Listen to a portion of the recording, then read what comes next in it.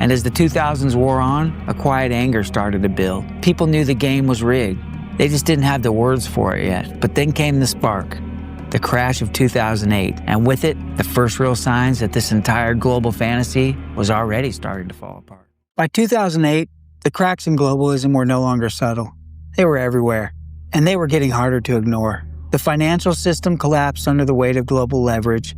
Banks failed, credit froze, and millions of Americans lost their homes, their jobs, and their savings. And the global safety net we were promised, it wasn't there. No coordinated response, no global solution, just panic, bailouts, and instead of asking why the system failed, Washington did what it always does.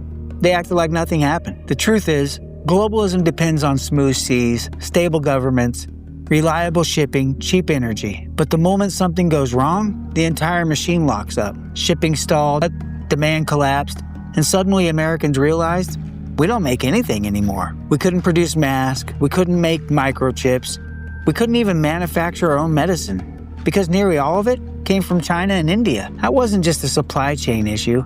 It was a national security risk, a strategic vulnerability built by design. But what did Washington do? They doubled down. Obama pushed the Trans-Pacific Partnership, TPP. It was a 12-nation trade deal sold as a way to counter China. But in reality, it was just more globalism, more outsourcing, more power for multinationals, less for American workers. And Congress didn't even get a real say.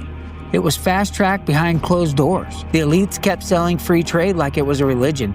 And anyone who disagreed, they were mocked, ignored, labeled protectionist, or uneducated. But regular Americans could feel it.